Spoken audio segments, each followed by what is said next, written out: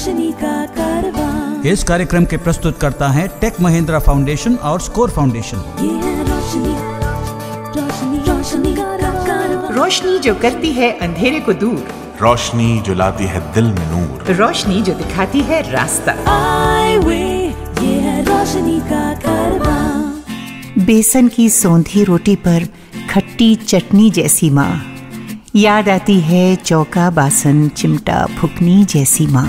माँ, मेरी माँ, प्यारी माँ, मम्मा। नमस्कार, मैं आपकी दोस्त सलीमा रजा।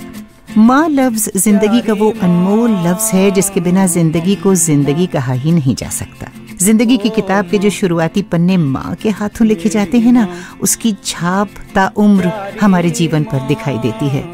हर परेशानी में, हर मुश्किल में वो हमारे साथ होती है।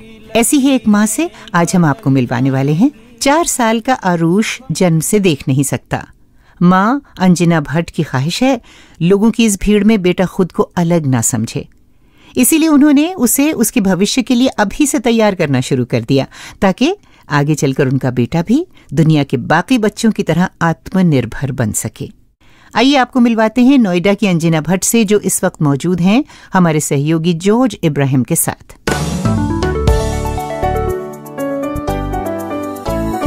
नमस्कार अंजना, आपका हमारे कार्यक्रम में स्वागत है। नमस्कार। आपका बेटा जो है आरुष, वो बचपन से दृष्टिहीन है, तो उनका एक्चुअली प्रॉब्लम क्या है?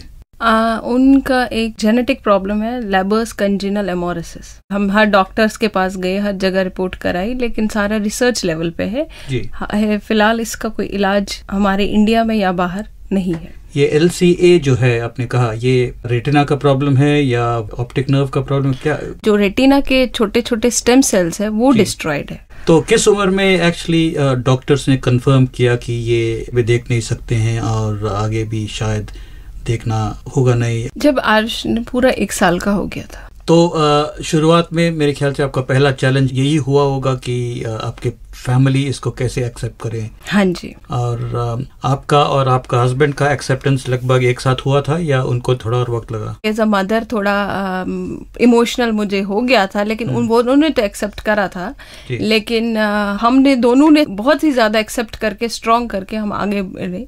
और मैंने गॉड से मन में ही चैलेंज लिया, God it's a beautiful gift he has given me, so आगे हमें बढ़ना है। तो आपने प्रयास किया, स्ट्रगल किया, तो किस दिशा में किया और आपको दिशा कहाँ से मिला? दिशा के लिए मुझे बहुत कुछ नेट पे रिसर्च करना पड़ा, काफी लोगों से बात करना पड़ा। iway.org जो है, सबसे पहले मुझे उससे मिला, जिन्होंने मुझे काफी एनकरेजमेंट करा, काफी जानकारी दी। वहां मैंने जब बात करी तो मुझे लगा मैं नहीं अकेली हूँ, बहुत ऐसे लोग हैं जो आगे निकल गए और हमें भी आगे निकलना है। आपका पहला बिग स्टेप तब आया होगा जब आपको प्ले स्कूल के बारे में सोचना पड़ा, तो ये एक्सपीरियंस कैसा रहा आपका? ये रहा तो बहुत ही मुश्किल। आप ये समझ लीजिए 100-200 प्ले स्कूल में घूम गई और 200 स्कूल के बाद मुझे एक स्कूल मिला, लेकिन जहाँ जहाँ मैं गई वहाँ लोगों को ये लगे बच्चा है छोटा, कैसे खेलेगा, कैसे चलेगा, गिर जाएगा, तो ये सब बातें आई थी। दाखिल करने के बाद आगे का जर्नी या यात्रा में कोई अड़चन आई या स्मूथली गया? चैलेंजेस आई सबसे थोड़ा कि स्कूल वालों को अपग्रेडेशन रोज करना पड़ता था। उनको मैंने को बोलना, आप इसको नॉर्मल बच्चे की तरह ले जाओ, पार्क में ले जाते हो, बस इसके लिए एक चीज है कि आप को बोल के करना है। और आप आरुष की गेम्स पूरे क्लास में सिखाओ, टच वाला चीजें ज्यादा गेम्स लाओ जिसमें टचिंग है, फीलिंग है, ताकि दूसरे बच्चे को भी आपको खेल करके और आरुष भी उसमें इन्वॉल्व करेगा। और आईवे हेल्प डेस्क से बात करी, उन्होंने वर्कशॉप्स कराए, वहां पे उनको सिखाया, तो टीचर्स भी कोऑपरेट करने लगी और उन्होंने भी आगे नई नई दिशाओं में उसके साथ काम किया। तो इवेंचुअली आपने मेन स्ट्रीम स्कूल जो KG first standard second standard वगैरह जो है कैसे पाया? और शायद आरुष पहला ऐसा दृष्टिहीन बच्चा होगा जो उस स्कूल में पढ़ रहा है। हाँ जी। तो स्कूल का रुख आरुष के प्रति क्या है? काफी वही R&D करते करते हमने काफी जगह जाए, काफी लोगों से मैंने बात करती, सिर्फ उनको ये समझाना कि आपको चीजें वही करनी है लेकिन जरा हटके करनी है। तो जिस स्कूल में आरुष जाता है, स्कूल्स का रुख बहुत ही चेंज हो गया। उन्हें लगा जो हम सोचते थे चीज़ें इतनी डिफ़िकल्ट नहीं है। वो अपना पोस्ट कैलेंडर्स बनाते, तो मैंने पूरे पिजन, स्पैरोज ब्रेल में बनाए। तो जो उनके नर्सरी सेक्शन है वो आके छू के देख ले, वो उनमें एक जागरूकता आई कि हम भी सीखे, ये तो कुछ भी नहीं है, तो सिर्फ थोड़ा सा डिफरेंट है। तो उन्होंने उसको धीरे धीरे एक्सेप्ट करा। अंजना, आपने खुद ब्रेल सीखा। हाँ जी। तो ये अनुभव कैसा रहा और इससे आपको क्या आरुष के साथ डील करने में क्या मदद मिला? इसको जब आप सीखते हो तो एक कॉन्फिडेंस बहुत अच्छा आता है। मेरे को तो बहुत अच्छा लग रहा है एक्सपीरियंस, और सबसे ज़्यादा कि इससे हमको एक मोड मिल रहा है दोनों कन्वर्सेशन करने का। मैं किचन में होती हूँ तो हम किचन में मेरी सारी चीज़ें लेबल्ड है। ऐसे ही आरुष आता तो मुझे उसका होमवर्क कराने में बहुत ईजी लगता है, और वो इंटरेस्टेड होके कॉपीज़ खोल के हम दोनों बैठ के होमवर्क करते हैं। तो ये तभी हुआ जब मैंने सीखा। जाहिर सी बात है अगर मैं नहीं कर पाती तो शायद मैं अपने बच्चे को होमवर्क और उसमें वो एक जो मदर्स की फीलिंग होती है वो नहीं आती। इस कार्यक्रम को शायद कई ऐसे परिवार लोग सुन रहे हैं जहाँ पर दृष्टिहीन लोग भी रह रहे हैं। तो ऐसे माता पिताओं को अगर आप 3 मुख्य बात अपने 5 साल या 6 साल का अनुभव से बांटना चाहेंगे उनके साथ, तो वो 3 मुख्य बात क्या होगा? पहले तो कोई पेरेंट को कभी ये नहीं लाना चाहिए मन में कि मेरे बच्चे में कोई दिक्कत है। Right, okay. ये सबसे बड़ी चीज है, क्योंकि इससे जो कॉन्फिडेंस आप वो अपनी सराउंडिंग में आती है उसमें आपके काम बहुत सुलझ जाते हैं। दूसरा, वो कितना स्ट्रगल से मत हारो, कोशिश, मुश्किलें आएगी लेकिन मुश्किलों से हारो नहीं। हर प्रॉब्लम का सलूशन है और वो हमें निकालना है, करना है। दिक्कतें बहुत आएगी लेकिन दिक्कत से हारना नहीं है। यानी कि स्ट्रगल है पर स्ट्रगल से हारना मत, सोल्यूशन को ढूंढो। राइट। तीसरी बात, think big for your child, for yourself, and definitely you'll reach the goal. बहुत बहुत अच्छा लगा आपसे बात करके। We'd like to congratulate you the way you handled your family so far. Wish you the very best. Thanks a lot. Thank you. अधिक जानकारी के लिए हमारे iWay हेल्प डेस्क 011-460-70-380 पर सोमवार से शुक्रवार के बीच सुबह 11 बजे से शाम 5 बजे तक हमें कॉल कर सकते हैं, या हमारी वेबसाइट www.iway.org पर विजिट कर सकते हैं। हाथों की लकीरें बदल जाएंगी, गम की ये जंजीरें पिघल जाएंगी, हो खुदा पे भी असर तो दुआओं का है घर मेरी माँ। दोस्तों, क्या कहेंगे आप इस माँ के बारे में? सचमुच माँ होती ही ऐसी है। हाय सलीमा जी। अरे शेरू शेरू शेरू, सुनाओ क्या खबर लेकर आए हो आज? सलीमा जी, आज खबर मेरे पास नहीं है, वो तो आपके पास है। भाई मानना पड़ेगा, तुम सचमुच इस प्रोग्राम की सारी खबर रखते हो।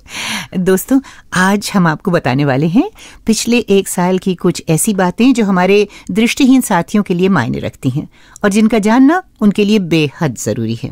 तो ठीक है सलीमा जी, सबसे पहली खबर क्या है? भाई, नवंबर 2008 में इंडियन बैंक्स एसोसिएशन ने सभी बैंकों के लिए नए दिशा निर्देश जारी किए हैं, जिनके अनुसार बैंकों द्वारा दृष्टिहीन लोगों को वो सभी बैंक सेवाएं दी जानी होंगी जो कि वो बाकी लोगों को देते हैं, और वो भी बिना किसी एक्स्ट्रा फॉर्मेलिटी के। और दृष्टिहीनता के कारण जहां एक व्यक्ति को सहायता चाहिए, उन्हें मदद भी करनी होगी। और अगर बैंकों ने ऐसा नहीं किया तो ऐसे में लोग iWay हेल्प डेस्क पर फोन कर सकते हैं और हमसे उन दिशा निर्देशों की कॉपी मांग सकते हैं और फिर उसे बैंक में दिखा भी सकते हैं। बिल्कुल। इसके अलावा दोस्तों, हाल ही में रिजर्व बैंक ने सभी बैंकों को निर्देश दिया है कि देश में अब जितनी भी एटीएम मशीनें लगाई जाए, उनमें से 1/3 एटीएम मशीनें टॉकिंग सॉफ्टवेयर की सुविधा से लैस हों और उनमें ब्रेल कीपैड का इस्तेमाल किया जाए। अरे वाह! और एक नई ताजी सुनो, बड़ी इंस्पिरेशनल है दोस्तों। फरवरी 2009 में 27 साल के कृष्णा गोपाल तिवारी को मध्य प्रदेश के छिंदवाड़ा जिले में असिस्टेंट कलेक्टर के पद पर नियुक्त किया गया है। सन 2002 में इनकी आंखों की रोशनी जाना शुरू हो गई थी, जिसके कारण इन्हें किताबें पढ़ने में मुश्किल आने लगी थी। तो सलीमा जी, इन्होंने इतनी सारी पढ़ाई कैसे की होगी? सिंपल शेरू, इन्होंने एग्जाम की तैयारी करने के लिए टॉकिंग बुक्स, रीडर्स और एग्जाम देने के लिए राइटर का इस्तेमाल किया। सलीमा जी, आज मुझे दूसरा ग्रेट आदमी मिल गया। अच्छा, तो पहला कौन है? मैं। और इतना नहीं दोस्तों, इस साल आए सिविल सर्विसेज के फाइनल रिजल्ट में लगभग 5 दृष्टिहीन लोगों का सिलेक्शन हुआ है। जी हाँ, जिनमें अधिकांश लोगों ने इतनी अच्छी रैंक प्राप्त की कि उनका सिलेक्शन बिना रिजर्वेशन के भी हो सकता था। वाह, सो इंटेलिजेंट है ना? हाँ, वो तो है। अच्छा सलीमा जी, हाँ। मैंने इस बार का बजट सुना था। अच्छा, उसमें भी दृष्टिहीन लोगों के लिए कुछ था, पर मुझे समझ नहीं आया। अरे रे रे, तो क्या हुआ मैं बता देती हूँ। ठीक है। दोस्तों, इस साल पेश किए गए बजट में 80% या अधिक विकलांगता वाले लोगों के लिए इनकम टैक्स में दी जाने वाली अतिरिक्त छूट की राशि 75,000 से बढ़ाकर 1 लाख कर दी गई है। हाँ, याद आया। और रेलवे में नौकरी की बात सुन लो। मई 2009 में दिल्ली हाई कोर्ट ने रेलवे को विकलांग लोगों के लिए खाली पड़े 4,254 पदों को अगले 17 महीनों के भीतर भरने का आदेश दिया है। इसका मतलब क्या हुआ? इसका मतलब हमारे दृष्टिहीन साथी अगले साल सवा साल तक रेलवे में कई सारी नौकरियां निकलने की उम्मीद कर सकते हैं। और इसके साथ ही आज के समाचार समाप्त हुए। अब शेरू को विदा दीजिए। तो सलीमा जी, मुझे भी एक बात बोलने दो ना। अच्छा, क्या बोलो। तो मैं आपको ये बता दूं कि आईवी है रोशनी का कारवां के इस साल के सभी शोज को आईवी की वेबसाइट www.iv.org पर भी आप सुन सकते हैं। अच्छा, तो मैं चलता हूँ। Bye, see you soon. Well, मैं आपको बता दूं, हमारा आज का एपिसोड इस साल का आखिरी एपिसोड है। मुझे मालूम है आप हमें और हम आपको बहुत मिस करेंगे, बट डोंट वरी, थोड़े से इंतजार के बाद हम आपके लिए नए एपिसोड्स के साथ आपके बीच बहुत जल्द हाजिर हो जाएंगे, वादा है। और हाँ, फोन, ईमेल और SMS के जरिए तो आप हमारे साथ जुड़े ही रहेंगे ना। हाँ, तो दोस्तों, अब बारी है इस साल के आखिरी विजेता का नाम बताने की, यानी कि हम देने वाले हैं एपिसोड नंबर 126 में पूछे गए सवाल का जवाब। तो लीजिए, एपिसोड नंबर 126 में हमने आपसे पूछा था अंतर्राष्ट्रीय सफेद छड़ी दिवस कब मनाया जाता है, और इसका सही जवाब है ऑप्शन बी, यानी कि अक्टूबर 15। और अब विजेता का नाम बताने के लिए मैं बुलाती हूँ हमारे सहयोगी प्रणय गड़ोदिया को। दोस्तों, इस बार के जो लकी विजेता बने हैं ये हैं पुणे से हमें SMS भेज के जवाब देने वाले प्रोफेसर किशन कुमरे। कुमरे साहेब, आपल्याला मिळालेल्या बक्षिसाबद्दल हार्दिक शुभेच्छा। तो ये था आई वे ये है रोशनी का कारवां का इस साल का सफर। तमाम यादों को दिल में समेटे आज हम आपसे विदा लेते हैं, लेकिन इस वादे के साथ कि जल्द ही हम और आप फिर मिलेंगे। और हाँ दोस्तों, कार्यक्रम के संबंध में हमें अपना फीडबैक भेजना न भूलिएगा। आपको ये कार्यक्रम कैसा लगा, या फिर कार्यक्रम के संबंध में आप हमें अपने सुझाव खतों, ईमेल, टेलीफोन या फिर SMS के जरिए भेज सकते हैं। हमारा पता है प्रोग्राम आए वे यह है रोशनी का कारवां, care off score foundation, post bag number 3903, new Delhi 110049। SMS के लिए हमारा नंबर है 09968329329, यानी 09968329329। और हमारा ईमेल आईडी है radio@eyeway यानी iway.org। और आप हमारे हेल्प डेस्क का नंबर जानते ही होंगे, 011-460-70-380, 011-460-70-380। अब अपनी इस दोस्त यानी कि सलीमा रजा को इजाजत दीजिए। अपना ख्याल रखिएगा। शब खैर। इस कार्यक्रम के प्रस्तुतकर्ता थे टेक महिंद्रा फाउंडेशन और स्कोर फाउंडेशन। और दोस्तों, टॉम अल्टर द्वारा प्रस्तुत इसी कार्यक्रम की एक सीरीज आप सुन सकते हैं FM रेनबो के 9 स्टेशंस के जरिए हर बुधवार रात 9:30 बजे। रोशनी का कारवां, रोशनी